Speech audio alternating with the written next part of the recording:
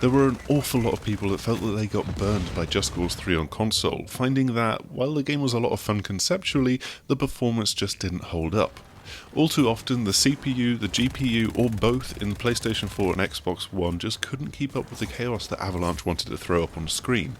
But a few years later, Just Cause 4 is taking the ridiculous action to the next level, with show-stopping weather events that dominate the large open world once more. With promises that the game would look and play better than ever, have they managed to optimise the game enough? Not only that, but can the more powerful consoles also hold up against the action and higher resolutions? Our testing with the game was focused purely on PlayStation 4, putting the original PS4 up against the PS4 Pro. The positive across the board is that performance feels much more solid, but it comes at a big cost to the game's visuals. 30 FPS is the target here, but the newly dynamic resolution often drops lower than you might like. On the base PlayStation 4, it's meant to be able to hit 1080p, but you're far more likely to see it at 720p, while the PS4 Pro is meant to be able to hit 1440p, but is more often at 1080p. And what we're seeing in both cases is that the consoles are sticking to the lower bounds of what they're able to output. Not only that, but there's minimal anti-aliasing, so you have a lot of jaggies on screen, and the game instead relies on a heavy and quite unrefined feeling motion blur, which is applied every time you turn to reorient the camera or start moving at high speed in a car, for example.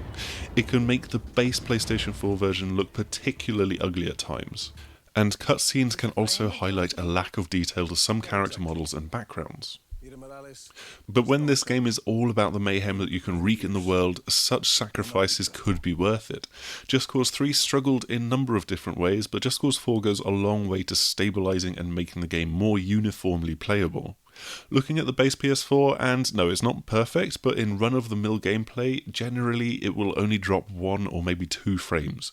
Most of the time is spent at 30 FPS, which, considering the speed at which you can travel around the world and the amount of assets needed to be loaded in, is impressive. These minor drops and stutters can still happen when there's something new that suddenly appears on the screen, which could be massive explosions, it could be the enemy AI, or the tornado, which we focused on as the most spectacular and most physics-heavy feeling of the weather effects in the game. If there is a dip and it's not guaranteed, then it's generally only a blip if one of these is on screen. However, if you combine 2 or 3 of these together, and that can see the frame rate drop down to the mid to low 20s.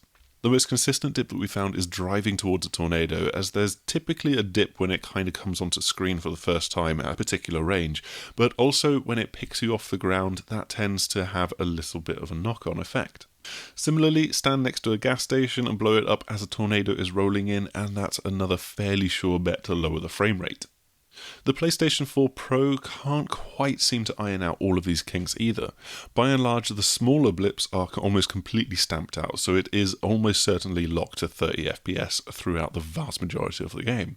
But it does seem more prone to lower frame rate dips in mixed scenarios. One in particular had dusky skies, tornado approaching, AI spawning in, and oil tanks exploding. The frame rate dips seemed to come in waves during this period whenever the tornado was on screen in the background, and a group of AI reinforcements spawning in seemed to trigger a moment of in-game lag where Rico was pushed out of the way half a second before a bike drove into where he was previously standing. However, this is with us intentionally trying to find the most stressful scenario we possibly could, and it's really the chaotic action on screen that makes this difficult to handle as opposed to the frame rate. We never saw the frame rate drop below 20 FPS, and it generally felt playable even at the most manic moments. Honestly, it's more problematic just trying to spot the enemies that are shooting at you than dealing with the frame rate. There are a few things that do stick out like a sore thumb, with an inexplicably juddering map as you pan around it and generally awkward menu systems. And there's also a certain oddity to the cutscenes that have more noticeable frame skips thanks to fixed cameras and the motion blur kind of being turned off in most situations, but they don't seem to be load-based and are instead perfectly synced up between consoles. Improving the lighting in the cutscenes is one of the things that Avalanche have said that they're working on, and they've got patches in the pipeline to come out over the next few weeks.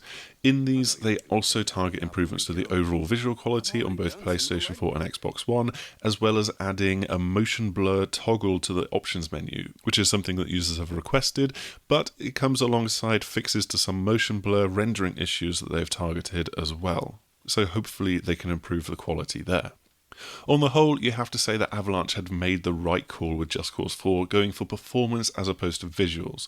The hiccups that do remain are much more understandable as the game pushes the physics and destructions further than before, but also they are much reduced in comparison to Just Cause 3. That said, it's still disappointing that they've had to reduce the resolution so far on both PlayStation 4 consoles. Thanks as ever for checking out our video. We hope you found it useful and informative. Just Cause 4 is still a lot of fun, as we've said, and we feel that the performance is good enough to be able to fully enjoy this game. You can head over to thesixthaxis.com where we've got this in written form as well as our review of the game, but before you go, please do like, subscribe and share, and hopefully we will see you again soon. Goodbye!